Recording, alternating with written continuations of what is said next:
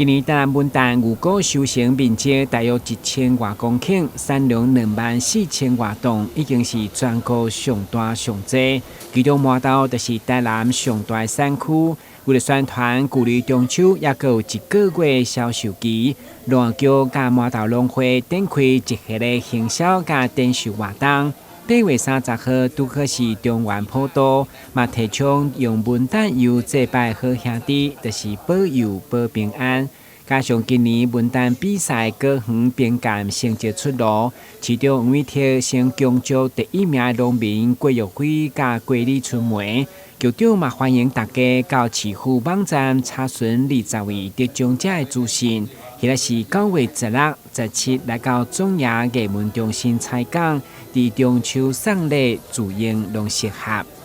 文旦比赛产生者有20几个得奖者农民的相关的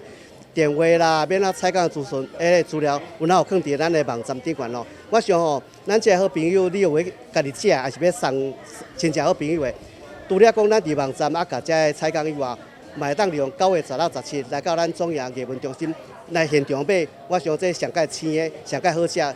为了宣传麻豆农会所出产的文旦以及各种相关系列产品甲送礼好选择，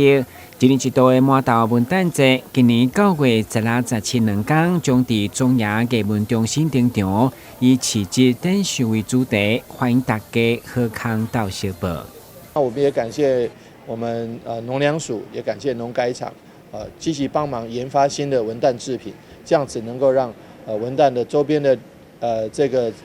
产值附加价值能够大幅提高，可以让很多好朋友1年4季都看得到麻豆文旦的相关制品，从柚花到文旦到文旦的制品，这个一系列的这个制品都彰显麻豆文旦的魅力。也希望大家一起来9月16、17一起来到总业艺文中心参加我们麻豆文旦节。今日新闻，阮吉采访报道。